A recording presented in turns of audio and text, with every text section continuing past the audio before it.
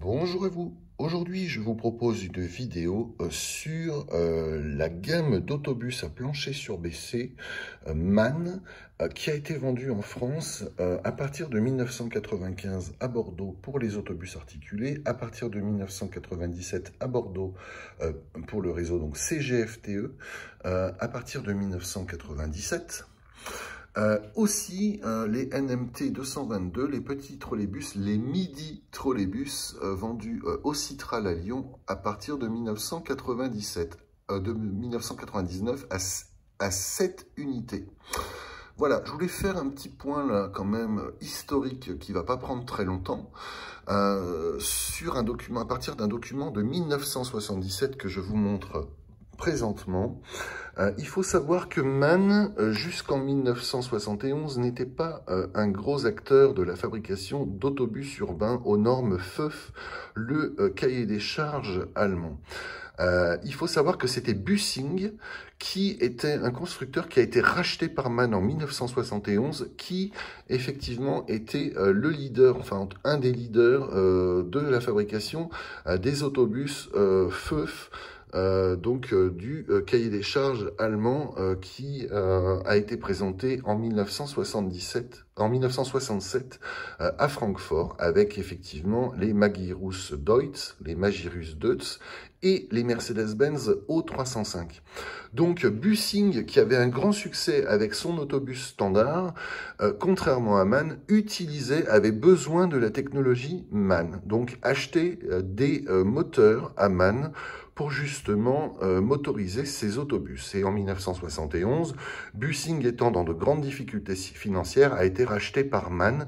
Et le logo au lion de MAN, en fait, c'est le logo de Bussing. Voilà, donc le logo lion MAN a pris place effectivement sur la calandre des autobus et autocars et des camions MAN à partir de 1971, c'est-à-dire à partir de l'achat de Bussing. Alors je voulais quand même vous montrer quelque chose de très intéressant, c'est-à-dire la gamme d'autocars et d'autobus de MAN en 1977. Et on peut voir effectivement que ces gammes d'autocars et d'autobus MAN couvraient tous les besoins urbains, interurbains, les autocars et les autobus. Donc vraiment, c'était, on peut le voir notamment, c'était un acteur majeur de la fabrication des autocars et des autobus dans les années 60 et dans les années 70. Donc voici un aperçu de la gamme d'autocars et d'autobus fabriqués par MAN ici en fin des années 70, en 1977, et on peut vraiment observer qu'il s'agit d'une gamme vraiment très fournie d'autocars et d'autobus qui effectivement couvre tous les besoins des transporteurs publics et privés. Voilà, donc c'est ce qui a contribué au succès de MAN. Voilà, non seulement le rachat de Bussing, mais aussi une gamme de véhicules très étendue. Voilà, concernant donc un petit tour de piste de tous les de quelques véhicules en l'occurrence là qui ont fait le succès de MAN. Voilà. Voilà donc quelques photos d'époque des autocars et autobus de la gamme MAN. Voilà, donc je vous propose dorénavant de faire un tour sur les autobus urbains à plancher surbaissé de la gamme MAN, en précisant quand même qu'on fera en fin de vidéo un petit point sur les autobus Renault qui ont été vendus à la même époque. Voilà, parce qu'il faut savoir que bien que la CGFTE se fournisse chez MAN en autobus surbaissé, la CGFTE continuera à acheter des bus Renault. Donc en fin de vidéo, je ferai un point sur les bus Renault qui ont été achetés par la CGFTE Bordeaux. Sachant que je ferai aussi donc l'évolution dans cette vidéo des autobus à plancher surbaissé, c'est-à-dire de la gamme MAN NL et NG articulés, et jusqu'au Lyon City de 2004. Voilà.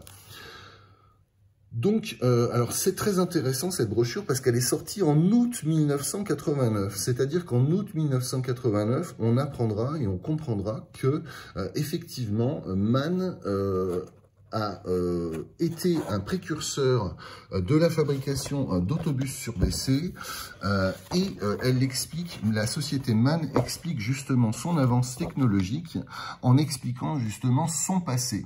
Et on apprend dans le commentaire qu'en fait, c'est à partir de 1981 quand effectivement pour le réseau de Berlin, MAN a fabriqué des autobus à double étage sur le cahier des charges du standard de ligne, l'autobus standard de ligne 2.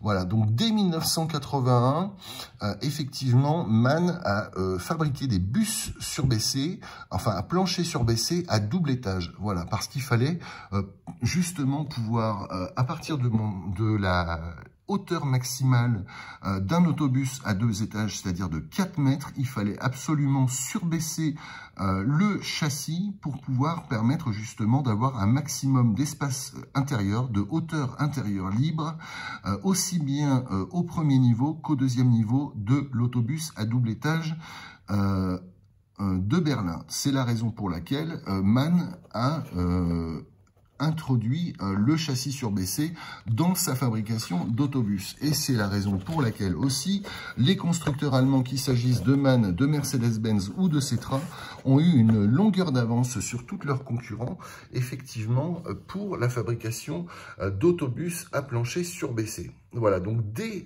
août 1989, MAN était en mesure de présenter effectivement cet autobus surbaissé, le MAN NL 202.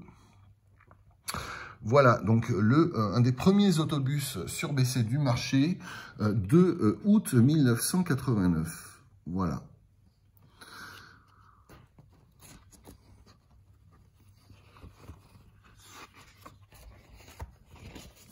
Donc, évidemment, l'autobus surbaissé est disponible en version 2 portes comme en version 3 portes.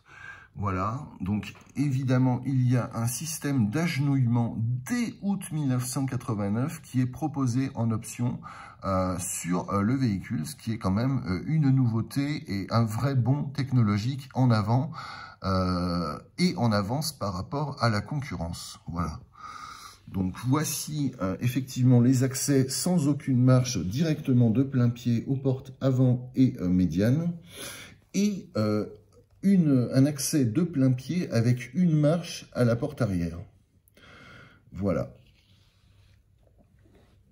Donc voilà l'accès aux personnes en fauteuil roulant par la porte avant ou par la porte médiane. Voilà. Une vraie avance technologique de la gamme d'autobus MAN d'août 1989. Alors là, on a aussi effectivement la vue de l'aménagement intérieur où on observe que les sièges sont placés sur podeste. En partie avant, ce sont des surélévations obligatoires pour les coffres techniques qui se cachent dessous. Voilà, on observe aussi la présence du réservoir à gazole dans l'habitacle. Donc, il y a des sièges qui sont implantés sur le réservoir à gazole. Voilà. Ce qui n'empêche pas, malgré tout, un plancher parfaitement surbaissé pour la plateforme pour passagers debout. Voilà. Mais il y a quand même cette contrainte à signaler. Voilà, la modernité du garnissage du pavillon qui est troué et qui est évidemment isolé de laine de verre. Voilà, ici, alors aussi très moderne, justement les baies aérantes, voilà, sans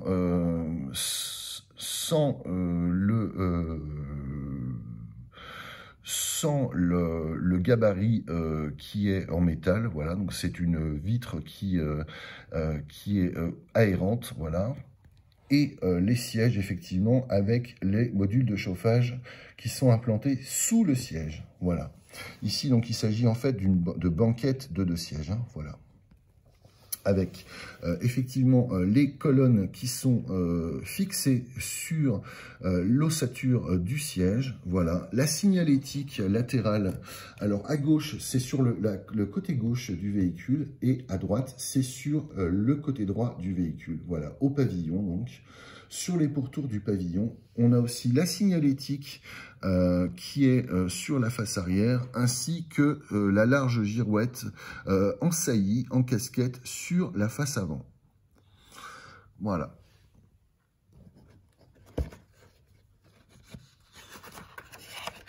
Alors ici, nous avons effectivement, on continue là, on va regarder justement cet aménagement intérieur qui offre le moins de sièges possible. Mais on observe quand même que les surélévations sont obligatoires. Voilà.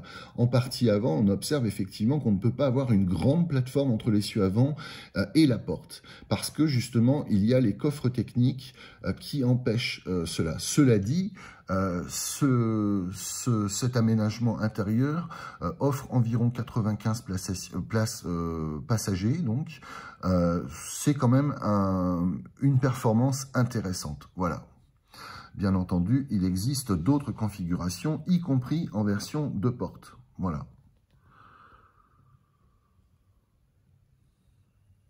Voilà la configuration maxi capacité place donc sur une version de porte, voilà, et une version articulée aussi, voilà.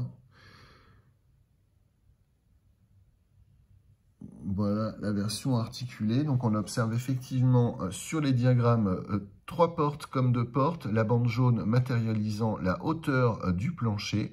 On observe effectivement que à partir de la porte médiane sur la version 3 portes, comme sur la version 2 portes, il y a une pente qui passe par-dessus le pont arrière, effectivement, et qui mène dans la version 3 portes à une plateforme accessible par une marche en plus du plein pied. Voilà.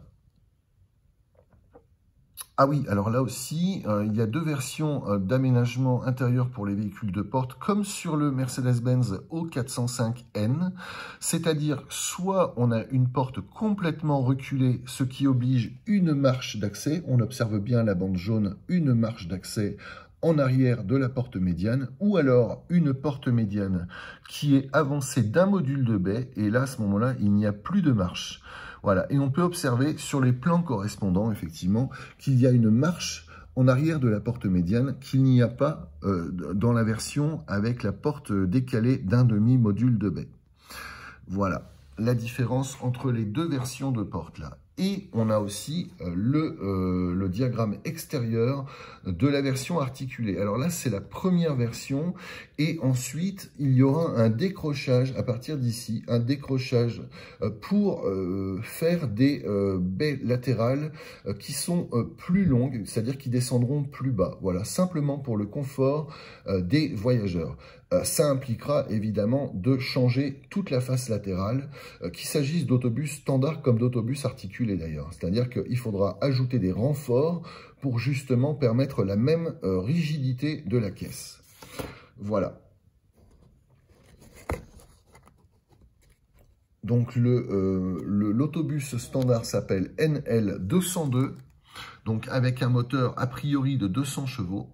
Et l'articulé s'appelle le NG272, c'est-à-dire de 272 chevaux. Voilà. Long de 17,96 m.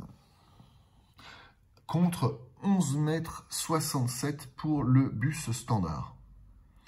Voilà.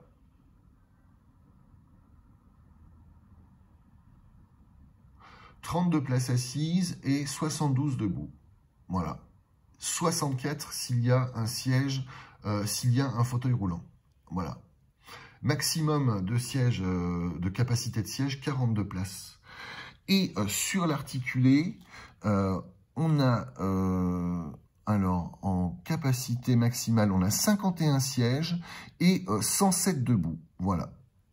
Donc, ça fait quand même une capacité de 158 places pour l'articulé, dont 51 sièges. 158 places, c'est pas mal quand même. Pour un articulé, c'est tout à fait convenable. C'est une bonne capacité.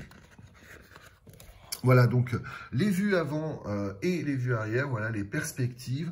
Donc on observe en fait que la ligne du véhicule, la carcasse du véhicule, autant que le design de la face arrière, est tout à fait commun au véhicule Mercedes-Benz.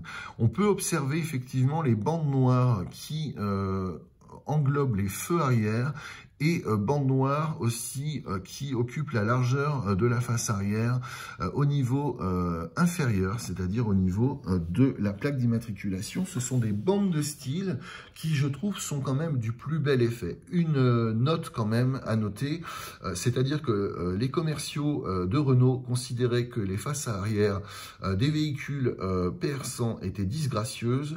On peut quand même dire que là non plus, c'est pas forcément une réussite. Quoique, avec ce design-là, c'est quand même un mieux-disant au niveau du style.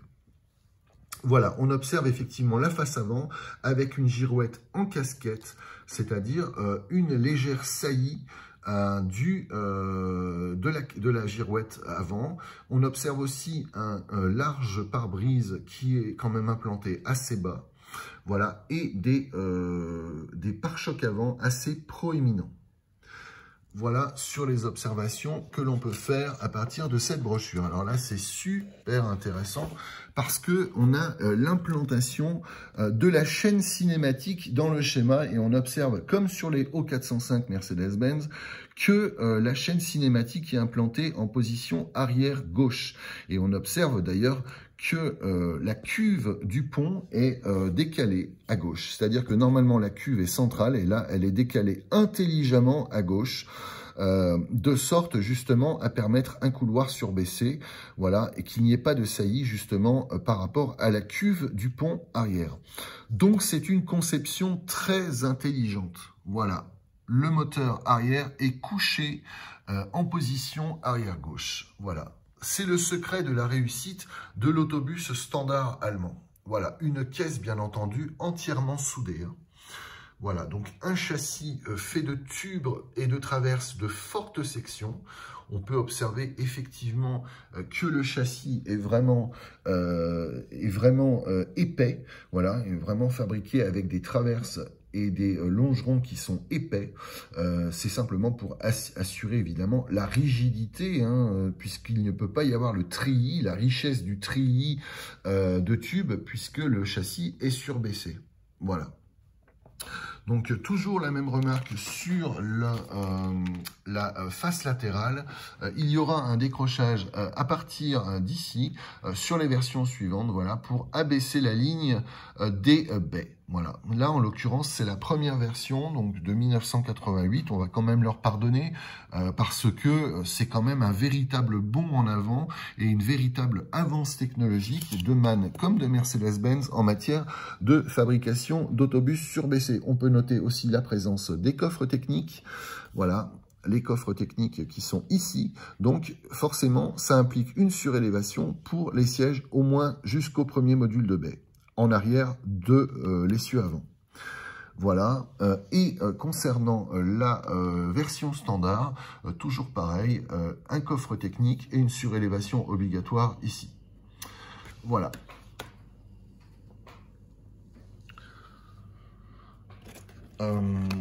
Alors ensuite, donc la vue du moteur, du capot moteur ouvert, voilà, l'accès aux organes mécaniques. Donc c'est un moteur D0826 qui est caché sous le plancher arrière gauche. Donc c'est un moteur D0826 qui a un turbo intercouleur, voilà.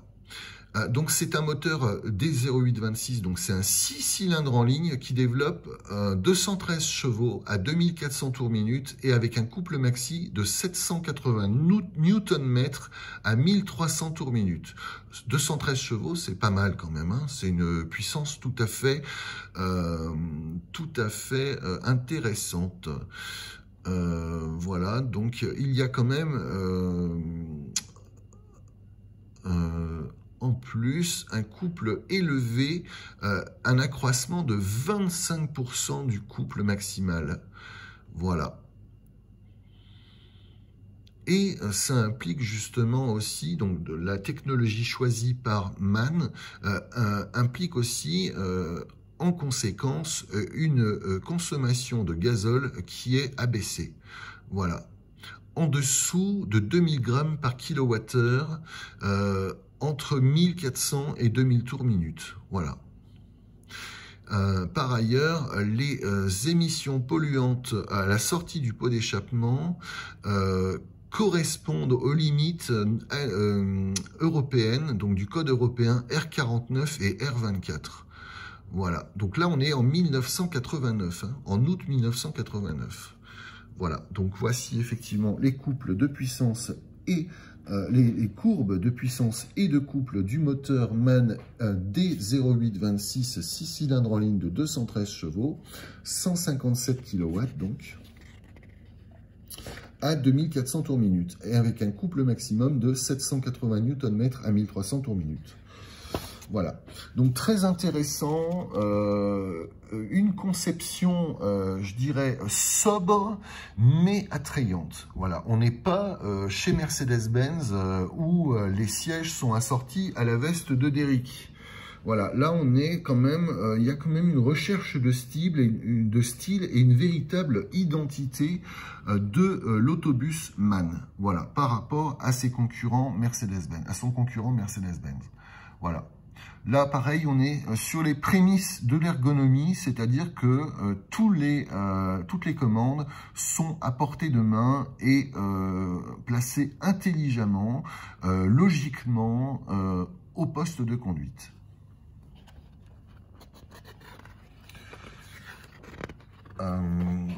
Alors ici, on a des vues, encore une fois, du coffret électrique.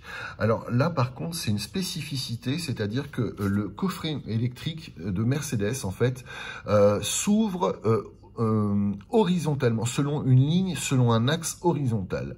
Là, en l'occurrence, le coffre électrique chez MAN, lui, s'ouvre de manière verticale, plutôt oblique. Voilà, donc ça fait une ouverture, comme on peut l'observer, qui est très bizarre. Mais bon, après tout, ça n'enlève rien aux qualités du véhicule, hein. C'est un choix technologique. MAN a décidé de faire comme ça pour des raisons évidentes de pouvoir placer ses organes électriques ainsi. Ma foi, chaque constructeur fait bien comme il veut. Le chariot à batterie, parfaitement accessible, caché donc dans un coffre, sous le plancher, et l'ouverture technique des phares avant. Voilà, ainsi que l'ouverture technique du pare-choc avant, voilà, pour les niveaux vraisemblablement de lave-glace, voilà, et aussi le remplissage du gazole, voilà. Certainement un système Bartelt, voilà, avec un portillon métallique sur la carrosserie. Voilà donc concernant quelques détails de carrosserie et l'implantation des organes. Alors ici, on a une vue de la fabrication, la ligne de fabrication des autobus surbaissés. Voilà, donc c'est la première génération, donc vraiment c'est très intéressant. C'est une caisse entièrement soudée, comme le faisait Néoplan, comme le faisait Mercedes-Benz, comme le font la majorité des concurrents. Il s'agit d'une caisse entièrement soudée. Voilà, alors on peut observer ici, en passant sous le véhicule, effectivement, les tubes de forte section. Ce sont vraiment des longerons et des traverses extrêmement épais, d'environ 5 à 6 cm de largeur sur une bonne quinzaine de centimètres de haut, 10 à 15 cm de haut. En tout cas, on peut noter que ce sont, et bien entendu, ce sont des tubes au moins épais de 5 mm. Hein. Là, c'est vraiment du gros tube pour la structure du plancher surbaissé. Voilà. De l'ossature surbaissé. Voilà donc encore une vue après le passage à la cataphorèse, évidemment, puisque toute l'ossature, pour éviter qu'elle ne souffre de la corrosion, est trempée dans un bain cataphorétique. Voilà, une piscine remplie effectivement de produits anti-corrosion qui s'infiltrera dans tous les corps creux, évidemment. Voilà. Donc là, on a un technicien MAN, voilà. Et on a un autre technicien, un opérateur. Voilà la mise en peinture de la caisse, ou plutôt c'est l'entrée de la caisse sur la ligne pour effectivement le munir de son aménagement et des organes mécaniques. Voilà. Les ouvriers qui travaillent effectivement à la mise en place des équipements à bord de l'autobus. Ici, des tests de résistance et d'analyse des composants. Voilà, alors là, c'est très intéressant. C'est en premier plan le pont arrière, voilà, le pont arrière qui va équiper l'autobus, voilà. Ici, ce sont les faisceaux, les vérifications des faisceaux électroniques. Et ici, encore une analyse, et c'est intéressant de voir l'autobus d'ancienne génération MAN. Voilà. L'autobus d'ancienne génération MAN.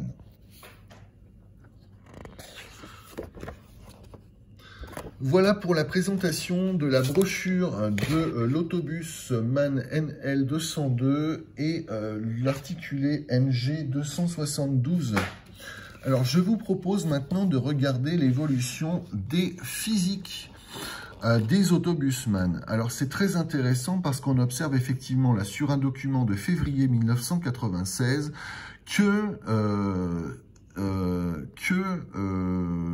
la girouette est en casquette et que les clignotants et phares sont assez proéminents.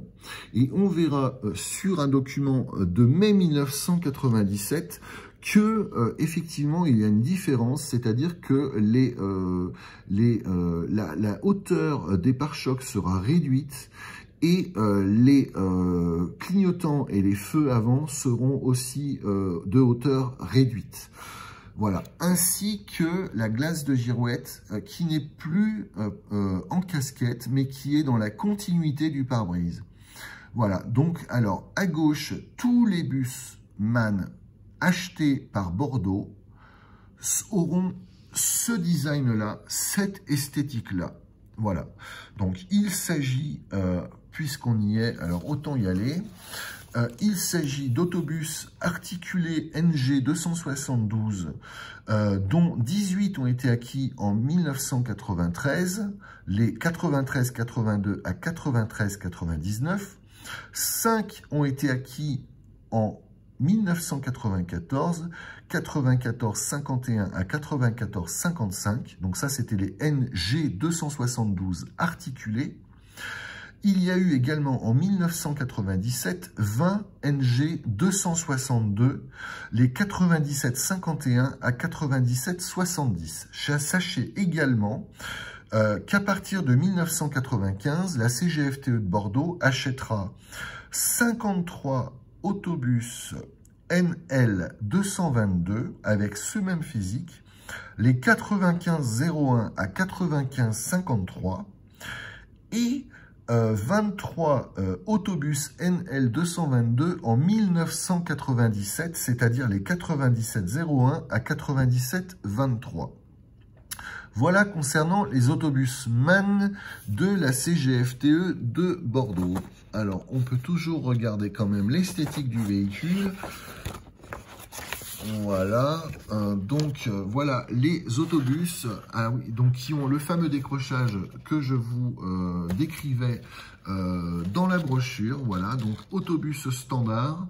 Voilà, donc Bordeaux en aura 76, c'est-à-dire un lot de 53 en 95 et un lot de 23 en 1997. Voilà donc le physique des autobus de Bordeaux, des 76 autobus de Bordeaux, les 76 autobus standards. Sachant que les articulés auront les mêmes faces avant et les mêmes faces arrière et le même décrochage en partie avant. Voilà. Ensuite, une version améliorée. Alors là, c'est un document de mai 1997. Où effectivement on observe que la hauteur du pare-choc avant a été réduite, que que la hauteur des phares et clignotants a été réduite et que la girouette n'est plus en casquette, mais dans la continuité du pare-brise. C'est cette esthétique-là dont seront équipés les 7 trolleybus NMT 222 acquis par le Citral. Donc ce sont des midi trolleybus qui sont longs de 9,70 m et larges de 2,40 m. Donc ce sont des MAN Kiepe S. Qui ont été acquis, donc c'est l'esthétique de 1997, donc c'est certainement l'année de signature de l'appel d'offres. Ce sont des caisses donc qui ont ensuite été équipées par S, donc le fabricant de trolleybus, avec des équipements électriques Kiepe, K-I-E-P-E. Voilà, et S, ça s'écrit H-E-2-S. Voilà, donc ce sont des trolleybus à traction électrique et à moteur asynchrone, à ventilation forcée, alimentés par un ondulateur à courant, à courant direct IGBT. Puissance nominale continue de 155 kW, puissance unihoraire de 185 kW à 2 portes, donc des midi trolleybus à deux portes, donc de 9,70 m sur 2,40 m de long, avec un poids à vide de 9 tonnes 80 kg, 9 tonnes 800 kg, pardon, qui proposait donc 27 places assises plus le conducteur et 26 places debout à 4 personnes par mètre carré. Voilà, c'était donc les midi trolleybus du Citral, les 1711 à 1717. Voilà, donc là, ici, c'est l'évolution du NL 222, 262, 312, qui deviendra donc, en mai 1997, les NL 223, 263 et 313. On en profite pour regarder le logo MAN avec le lion, qui est le lion de la marque Bussing. Voilà, donc en rachetant Bussing en 1971, MAN utilisera ce logo pour rendre hommage aussi à l'entreprise qu'il a acheté. Voilà. Donc aujourd'hui, le lion est indissociable de la marque MAN. Voilà. Donc effectivement, toujours le physique de la gamme NL 223, 263 et 313. Voilà, donc un pare-choc avant moins proéminent, plus bas, des phares un peu moins hauts, et une girouette qui est dans la parfaite continuité de la face avant. À noter le changement de la face arrière à partir de 1997. Voilà. Avec des puissances moteurs, 4 puissances moteurs proposées. Effectivement, donc ce sont des 6 cylindres en ligne, donc ce sont 4 moteurs 6 cylindres en ligne de 220, 260 et de 310 chevaux. Voilà, alors pourquoi y a-t-il deux moteurs de 260 chevaux ici? C'est très curieux parce qu'il y en a un qui propose 1000 Nm de couple et l'autre qui en propose 1050. Donc je ne vois pas la différence et je ne comprends pas pourquoi, mais bon, peut-être que voilà, vous comprenez à ma place. Donc voilà les combinaisons de boîtes de vitesse, Foyt à 3 rapports et 4 rapports également, ainsi que ZF 5HP, donc à